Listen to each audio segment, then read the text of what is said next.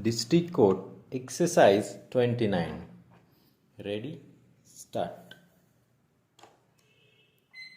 On the other hand, Sri Tarun Verma, the Learned Counsel for the Oriental Bank of Commerce, submitted that the petitioners have an efficacious remedy of filing an application under Section 17 of the Act before the Debt Recovery Tribunal.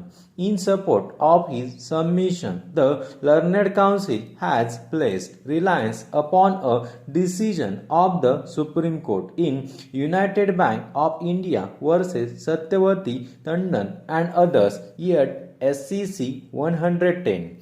It was urged that after the declaration of the account of the borrower as NPA, the bank has already filed a suit before the tribunal for recovery of its amount, and that the tribunal has also issued an interim order restraining the borrower from alienating the properties, including the properties which is sought to be released through the present writ petition. The Learned Counsel contended that the appropriate remedy for the petitioner is to move an appropriate application before the Debt Recovery Tribunal, which would be considered, and appropriate orders would be passed by the tribunal. The Learned Counsel contended that consequently it was not a fit case for the writ court to entertain such petition.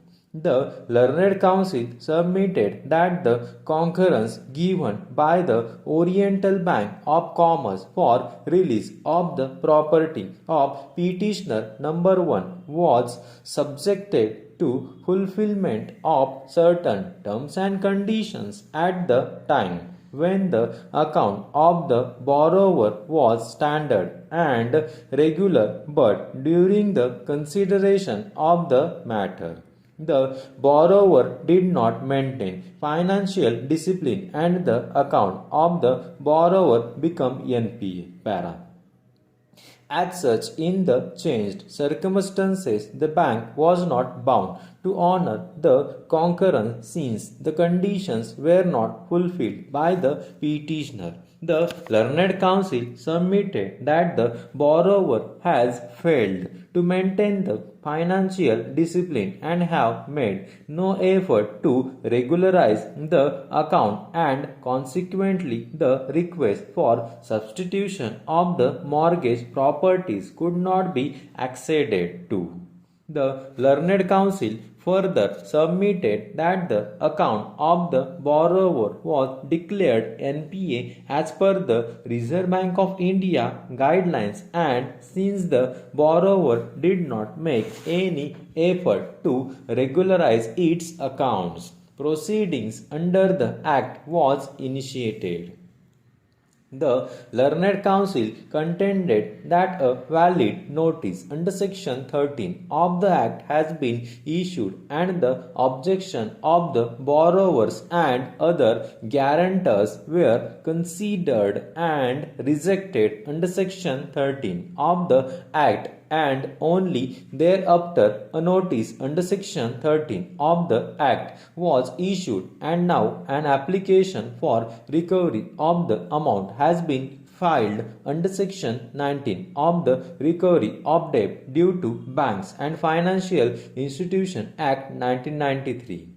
The Learned Counsel submitted that the plea of the petitioner that the respondent's bank had wrongly declared the account of the borrower as NPA is misconceived, inasmuch as such plea could not be raised for the first time in a writ jurisdiction, as the said plea was never raised before the bank nor was raised in their objection filed under Section 13 of the Act. Par. Having heard the Learned Counsel for the parties, the moot question that arises for consideration for which the court has entertained the petition on a limited jurisdiction is whether the action of the bank is fair and proper.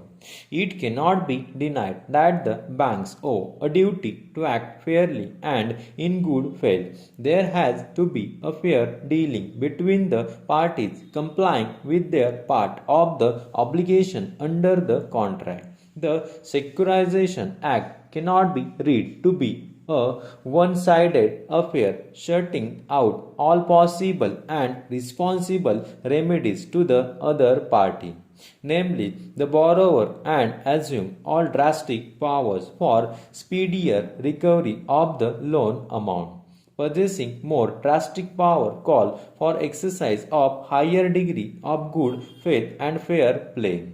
The petitioner cannot be left remediless in case they have been wronged or subjected to unfair treatment violating the terms and conditions of the contract. It is only on this limited purpose that the court has entertained the writ petition to judge the fairness of the action taken by the respondent bank. Thank you.